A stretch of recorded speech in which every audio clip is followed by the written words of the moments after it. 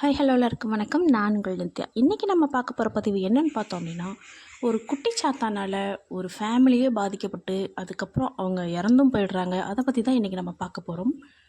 இந்த சம்பவம் தமிழ்நாட்டில் இருக்கிற மதுரை மாவட்டத்துக்கு அருகாமையில் தான் நடந்தது. இந்த சம்பவத்தில் குறிப்பிட்டு சொல்லணும் அப்படின்னா, ஒரு அண்ணா ரொம்ப நாளாக கல்யாணம் ஆகாமல் இருந்திருக்கிறாரு. அவர் போகிற வர பொண்ணுங்களை கிண்டல் பண்ணுறது, அந்த ஊரில் சில பொண்ணுங்க கிட்ட தன்னோட லவ்வை ப்ரப்போஸ் பண்ணுறது, அந்த மாதிரி இருந்திருக்காங்க. அந்த ஊர்க்காரங்க 2-3 டைம் அவரை அடிக்கவும் செஞ்சுருக்கிறாங்க. ஒரு கட்டத்துக்கு மேலே அவர் சரி போனால் போது, இது நமக்கு பழகுனது தானே அப்படின்னு இருந்திருக்காரு. அவர் இருக்க அதே ஊரில் மணிகண்டன் சொல்லி ஒரு அண்ணா புதுசாக திருமணமாகி அந்த பொண்ணை ஊருக்கு கூட்டிகிட்டு வராரு. இந்த அண்ணாவுக்கு அந்த பொண்ணு மேலே ஒரு ஆர்வம், அதாவது இவ அழகாக இருக்கா, வாழ்ந்தால் நம்ம இவ கூட தான் வாழணும் அப்படின்ற ஒரு மைண்ட் தாட் ஏற்பட்டிருக்கு.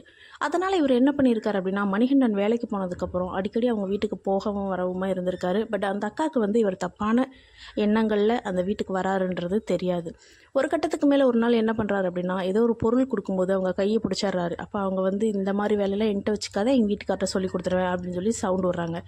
உடனே இந்த அண்ணா என்ன பண்ணுறாரு அப்படின்னா, ஒரு மாதிரி அசிங்கமாகிடுச்சு அப்படின்னு சொல்லிட்டு கிளம்பி அங்கேருந்து வந்துடுறாரு.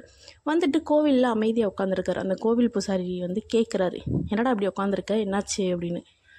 எனக்கு ஒரு பொண்ணை நம்ம பக்கம் ஈர்க்கணும் அப்படின்னா என்ன பண்ணணும் அப்படிங்கிறத சொல்லு அப்படின்னு கேட்குறாரு. அந்த பொண்ணுக்கு பிடிச்சதெல்லாம் வாங்கி கொடு, அந்த பொண்ணு ஆட்டோமேட்டிக்காக உன்ட்ட பேசும்ல அப்படின்னு இருக்காரு. இல்லை அந்த பொண்ணு தெரிஞ்ச பொண்ணு கிடையாது, தெரியாத ஒரு பொண்ணு, அதாவது வேற ஒரு பொண்ணு. ஆனால் அந்த பொண்ணு எனக்கு வேணும், நீ என்னன்னு சொல்லு அப்படிங்கிறாங்க. சரி, நான் கொடுக்குற ஒரு கார்டு, ஒரு விசிட்டிங் கார்டு கொடுக்குறேன், அந்த கார்டில் போய் நீ பாரு, இவர் கொல்லிமலையில் இருக்கார் அப்படின்னு சொல்லி அனுப்பிச்சிட்றாரு. இவரும் அந்த விசிட்டிங் கார்டு எடுத்துகிட்டு அந்த கொல்லிமலைக்கு போகிறாரு. அங்கே போய் பார்த்தா கிட்டத்தட்ட ஒரு 65 வயசுக்கிட்டே இருக்கார் அந்த மந்திரவாதி. அவர் பிளாக் மேஜிக்லாம் செய்வாங்கள்ல, அதில் ரொம்ப பேர் வாங்கினவர். அவர்கிட்ட போயிட்டு, எனக்கு இந்த மாதிரி பூசாரி என்னை இங்கே அமுச்சு விட்டாரு, எனக்கு நீங்கள் மாந்திரிகம் கற்றுக் கொடுங்க அப்படின்னு சொல்லி கேட்குறாரு. உங்களுக்கு அசிஸ்டண்ட்டாக நான் இங்கே இருந்துக்கிறேன் அப்படின்னும் சொல்கிறாரு. உடனே அந்த முதியவர் என்ன பண்ணுறாரு அப்படின்னா, சரி, இது நாள் வரை நிறைய பேர் என்கிட்ட மாந்திரிகம், அதாவது கற்றுக்கிட்டு போயிருக்கிறாங்க, நிறைய பேர் மாந்திரிகம் செஞ்சுக்கிட்டு போயிருக்காங்க, மாந்திரிக கட்டு எடுக்க வந்திருக்காங்க, நீ ஒரு ஆள் தான் எனக்கு அசிஸ்டண்ட்டாக வரேன்னு சொல்லியிருக்க, ஸோ நான் உனக்கு இதெல்லாம் கற்றுக் கொடுக்குறேன். ஆனால் இதுக்கு சில மனக்கட்டுப்பாடு வேணும், பணம் நிறைய செலவாகும் அப்படின்னு சொல்லி சொல்கிறாரு. அதுக்கு அந்த அண்ணா சொல்கிறாரு, எவ்வளோ செலவானாலும் பரவாயில்ல, எனக்கு இதை கற்றுக் கொடுங்க அப்படிங்கிறாரு. அதுக்கு அந்த முதியவர் சொல்கிறாரு, இங்கே பாரு தம்பி, நீ செலவு பண்ணுற காசு எனக்காக இருக்காது, அது குட்டிச்சாத்தான் அப்படின்ற ஒரு தெய்வத்தை நம்ம கேரளாவிலேருந்து வாங்கிட்டு வரணும். வாங்கிட்டு அதுக்கு உரி ஏற்றி உன்னோட அசிஸ்டண்ட்டாக அதை உருவாக்கி அதுக்கப்புறம் தான் நீ மாந்திரிக வித்தைகளை கற்றுக்க முழுமையடைய முடியும் அப்படின்னு சொல்லி சொல்கிறாங்க. உடனே இந்த அண்ணா என்ன பண்ணுறாரு அப்படின்னா, தன்னோட ஊருக்கு கிளம்பி தன்னோட அம்மா கிட்ட, அம்மா நான் இந்த மாதிரி வெளியூரில் ஒரு தொழில் தொடங்க போகிறேன், ஸோ எனக்கு நம்ம நிலத்து பத்திரத்தை வச்சு எனக்கு காசு வாங்கி கொடுங்க அப்படின்னு கேட்குறாரு. உடனே அவங்க அம்மாவும், சரி இவ்வளோ நாள் ஊதாரியாக சுற்றிட்டு இருந்தான், ஒரு கட்டத்துக்கு மேலேயாவது அவனுக்கு புத்தி வந்தது அப்படின்னு சொல்லிட்டு தன்னோட நிலத்து பத்திரத்தை போய் அடகு வச்சுட்டு அதிலிருந்து வர்ற பணத்தை தன்னோட பையன்கிட்ட கொடுத்து அனுப்புகிறாங்க. ஒரு கட்டத்துக்கு மேலே இந்த அண்ணா என்ன பண்ணுறாரு அப்படின்னா, திரும்பவும் அந்த கொல்லிமலை அவர்கிட்ட மாந்திரிகவாதிகிட்ட போயிட்டு சொல்கிறாரு, எனக்கு பணம் ரெடி ஆயிடுச்சு, நீங்கள் என்ன பண்ணணும்னு சொல்லுங்கள் அப்படின்னு கேட்குறாரு. நீ கேரளாவுக்கு கிளம்பிப்போ, நான் சொல்கிற அட்ரஸில் அங்கே குட்டிச்சாத்தான் இருக்குது, அவங்கக்கிட்ட நீ கேட்ட அப்படின்னா ஒரு கருங்குட்டிச்சாத்தானை உனக்கு கொடுத்து அனுப்புவாங்க, அதை நீ எடுத்துகிட்டு உனக்கு வேணுன்ற விஷயங்களை பண்ணிக்கோ, ஆனால் கெட்டதுக்காக யூஸ் பண்ணணும்னு நினைக்காத, முடிஞ்ச அளவு நல்லதுக்கு மட்டுமே யூஸ் பண்ண பாரு அப்படின்னு சொல்லி அவர் சொல்லி அனுப்பிச்சிட்றாரு அந்த அண்ணாவை. ஒரு கட்டத்துக்கு மேலே இந்த அண்ணா கிளம்பி கேரளாவுக்கும் போகிறாரு. அதாவது அந்த கொல்லிமலையில் இருக்க அந்த மந்திரவாதி கொடுத்த விசிட்டிங் கார்டை எடுத்துகிட்டு கேரளாவுக்கு போகிறாரு. அங்கே போனால் மாந்திரிகவாதிகள் எல்லாம் பூஜையில் ஈடுபட்டு இருக்கக்குள்ளே இவர் அங்கே போயிட்டு இந்த மாதிரி விசிட்டிங் கார்டை காமிச்சு என்ன அவர் கொல்லிமலையிலேருந்து அமுச்சு விட்டாரு அப்படின்னு சொல்லி சொல்கிறாங்க. சொன்ன உடனே அவங்க என்ன பண்ணுறாங்க அப்படின்னா, அந்த பணத்தை வாங்கிட்டு குட்டிச்சாத்தானை எடுத்து அவர் கையில் கொடுக்குறாங்க. இதுக்கு நீ வேலை கொடுத்துக்கிட்டே இருக்கணும், நீ இல்லாத காலகட்டத்தில் உன்னோட குழந்தைங்களோ இல்லை உன்னோட மனைவியோ இதை எடுத்து வழிபடணும், இதை தவறாமல் பண்ணு அப்படின்னு சொல்லி வார்ன் பண்ணி தான் அந்த குட்டிச்சாத்தான் பொம்மையை கையில் கொடுத்து அனுப்பியிருக்காங்க. இந்த அண்ணாவும் ரொம்ப சந்தோஷத்தில் அதை வாங்கிட்டு கொல்லிமலையில் இருக்க அவர்கிட்டையும் காமிச்சிட்டு அங்கேருந்து ஆசீர்வாதம், ஏன்னா அவர் தானே குரு, அங்கேருந்து ஆசீர்வாதம் வாங்கிட்டு அந்த குட்டிச்சாத்தான் எடுத்துகிட்டு தன்னோட சொந்த ஊருக்கு போகிறாரு. சொந்த ஊருக்கு போய் அங்கே இருக்கிற மக்கள் எல்லாருக்குமே வாக்கு சொல்கிறாரு, அதை பழிக்க வைக்கிறாரு. ஒரு கட்டத்துக்கு மேலே அவர் என்ன சொன்னாலும் அது நடக்குது. அவர்கிட்ட வந்துட்டு போனாலே ஒரு நல்ல வைப் இருக்குன்னு சொல்லி மக்கள் எல்லோரும் கூட்டமாக அவரை பார்க்குறதுக்கு வராங்க. ஒரு கட்டத்துக்கு மேலே என்ன ஆகுதுன்னு பார்த்தோம் அப்படின்னா, இவர் ஃபஸ்ட்டு அந்த கிராமத்தில் இருந்தப்போ ஒரு அக்கா கல்யாணம் முடிச்சு வந்தப்போ அவங்க மேலே இவர் ஆசைப்பட்டார்ல, அந்த அக்காவோட கணவர் மணிகண்டன் என்ன சொல்கிறார் அப்படின்னா, இந்த மாதிரி அவன் வந்து நல்லா சாமியார் ஆயிட்டான், அவன் என்ன சொன்னாலும் பழிக்குதுன்னு சொல்கிறாங்க, நம்ம ஒரு எட்டு அவன்கிட்ட போய் குறி கேட்டுட்டு வரலாமா அப்படின்னு கேட்குறாரு. அந்த அக்காவும் சொல்கிறாங்க, சரி போகலாங்க அப்படின்னு. அந்த மந்திரவாதிக்கு இவங்கள பார்த்தோன்னே ரொம்ப ஹாப்பி. ஏன்னா அவன் வந்து இந்த ஒரு தருணத்துக்காக தான் இவ்வளோ நாள் வெயிட் பண்ணிட்டு இருந்தான். இன்னொன்று, இந்த அக்காவை அடையணுன்றதுக்காக தான் இந்த மாந்திரீக வித்தையை கற்றுக்கிட்டு வந்தான். ஒரு கட்டத்துக்கு மேலே இவங்க அங்கே போன உடனே அதுக்கு அவன் சொல்கிறான், ஒரு சின்ன பூஜை இருக்குது, அந்த பூஜையை பண்ணிட்டோம் அப்படின்னா உங்களுக்கு குழந்தை பாக்கியம் கிடச்சிரும். ஸோ நீங்கள் வந்து இன்ன தேதியில் இன்ன நாளில் நீங்கள் வாங்க அப்படின்னு சொல்லி அனுப்பிச்சாரான். அன்றைய நாளும் அவங்க வந்து, அதாவது இவர் குறிப்பிட்டு கொடுத்த அந்த தேதியில் அவங்க திரும்பவும் வராங்க. வரும்போது கணவர் வந்து இந்த பூஜையை பார்க்கக்கூடாது, நீங்கள் வந்து வெளியில் வெயிட் பண்ணுங்கள், நான் இந்த பூஜையை முடிச்சுட்டு உங்களை கூப்பிடுறேன் அப்படின்னு சொல்லிட்டு இந்த அக்காவை மட்டும் உள்ளே கூட்டிகிட்டு போகிறான்.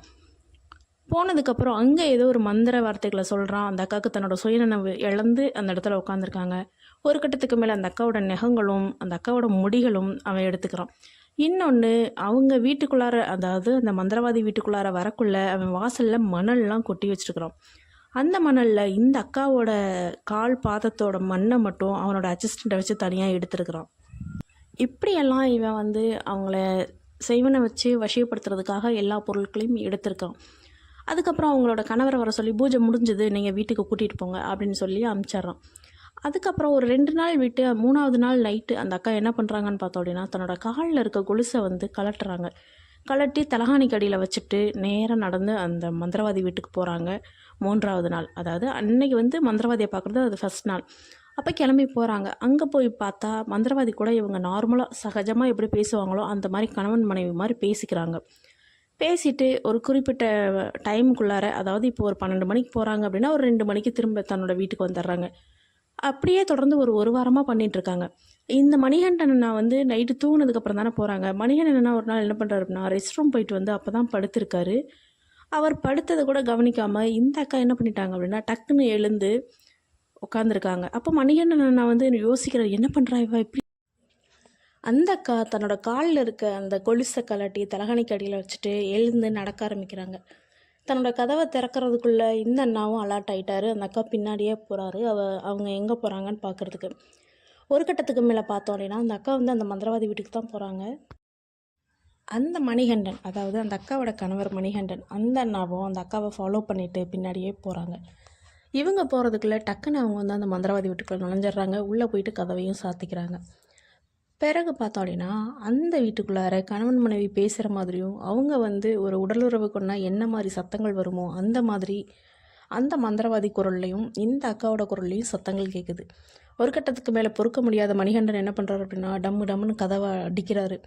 உடனே அலாட்டான இந்த மந்திரவாதி என்ன பண்ணுறான் அப்படின்னா, டக்குன்னு கதவை திறந்துட்டு, ஒரு பூஜை இருந்தது, அது வந்து உங்களுக்கு தெரியாமல் தான் நடத்தணும் அப்படின்னு சொல்லி அந்த மந்திரவாதி சமாளிக்கிறான். பட் இருந்தாலும் இந்த மணிகண்டன் அண்ணாக்கு வந்து அப்போ நம்ம கேட்ட சத்தங்கள் எல்லாம் பொய்யா அப்படின்ட்டு தன்னோட மனைவியை கூட்டிகிட்டு வந்துடுறாரு. வந்துட்டு மறுநாள் காலையில் சாப்பிடும்போது சொல்கிறாரு, இனிமேல் அந்த மந்திரவாதி வீட்டுக்கு போகாத, எனக்கு சரின்னு படலை, அவன் ரொம்ப தப்பு பண்ணுறான், அவன் கெட்டவன் போல அப்படின்னு சொல்லி தன்னோட மனைவி கிட்ட சொல்கிறார். உடனே அந்த அக்கா அதுக்கு கோவப்பட்டு, அப்படி ஒன்றும் இல்லை, அவர் நல்லவர் தான், நீங்கள் சாப்பிட்டுட்டு எழுந்து போங்க முதல்ல அப்படின்னு அந்த அக்கா கோவப்பட்டு பேசுகிறாங்க. அப்போ இந்த அண்ணா வந்து யோசிக்கிறார், எப்பவும் நம்மக்கிட்ட இவ்வளோ கோவப்பட மாட்டாள், இப்போ ஏன் இப்படி கோவப்படுறா அப்படின்னு. ஆனால் அந்த அக்கா கோவப்படுறதுலேருந்து அந்த அக்கா நடந்துக்கிற விதங்கள் எல்லாமே அந்த குட்டிச்சாத்தானோட செயல்களால் மட்டும்தான். ஒரு கட்டத்துக்கு மேலே இந்த மணிகண்டன் அண்ணா வேலைக்கு போயிட்டு வர்றாரு. வந்ததுக்கப்புறம் பகலில் ஃபுல்லும் அந்த அக்கா வந்து மந்திரவாதி வீட்டில் தான் இருக்காங்க. மணிகண்டன் அண்ணா வரக்குள்ளே மட்டும் வீட்டுக்கு வந்துடுறாங்க. இது அந்த தெருவில் இருக்கிற எல்லாருக்குமே தெரியும். தெரிஞ்சாலும் யாரும் இதை மணிகண்டன் கிட்ட சொல்லலை. ஏன்னா இவன் ஒரு மந்திரவாதி, தனக்கும் ஏதாவது பண்ணிடுவான் அப்படின்ற ஒரு பயத்தால் யாரும் அதை வெளிப்படுத்திக்கலை. ஒரு கட்டத்துக்கு மேலே தான் வச்சுருக்க குட்டிச்சாத்தானுக்கு வந்து அவன் சரியாக வேலை கொடுக்காதனால குட்டிச்சாத்தான் வந்து இவனை தூங்க விடாமல் தொந்தரவு பண்ணிகிட்டே இருக்குது. அப்போ என்ன பண்ணுறான் அப்படின்னா, தன்னோட மாடிக்கு கூட்டிகிட்டு போயிட்டு ஒரு மூட்டை பொரிகளை கீழே கொட்டி எத்தனை இருக்குன்னு எண்ணிட்டு அதை ஒன்று ஒன்றா சாப்பிட்டுட்டு அப்புறம் என்கிட்ட வா அப்படின்னு சொல்லி மேலே விட்டாரான். பக்கத்து வீட்டுக்காரங்க என்ன பண்ணுறாங்க அப்படின்னா, வீட்டுக்குள்ளே ஒரே வேக்காடாக இருக்குது அப்படி சொல்லிட்டு மேலே வராங்க. அப்போ பார்த்தா ஒரு உருவம் வந்து நீண்ட முடிகளை கொண்ட ஒரு கருப்பு உருவம் வந்து பொரியை ஒன்றா எடுத்து சாப்பிட்டுட்டு இருக்கிறத பார்த்துட்டு பயந்து திரும்ப வீட்டுக்குள்ளாரையே போயிடுறாங்க. ஒரு கட்டத்துக்கு மேலே மணிகண்டன் அண்ணாவை வந்து பைத்தியமாக்கி அந்த ஊரில் அவராக தூக்கு போட்டு இறந்து போகிற மாதிரி இந்த மந்திரவாதி செட் பண்ணிட்டான். ரெடி பண்ணனால அவரும் தூக்கு போட்டு இறந்தும் போயிட்டார். ஒரு கட்டத்துக்கு மேலே இந்த பொண்ணும் இந்த மந்திரவாதியும் என்ன பண்ணுறாங்க அப்படின்னா, நம்ம வெளியில் ஏதாவது ஒரு ஊரில் போய் பொழைச்சிக்கலாம் அப்படின்னு சொல்லி பேசி அங்கேருந்து கிளம்பி போகிறாங்க. கிளம்பி போகும்போது இவன் யோசிக்கிறான், சாத்தானுக்கு வந்து நம்ம வேலை கொடுக்கல அப்படின்னா நம்ம வம்சமே அழிஞ்சு போயிடும்.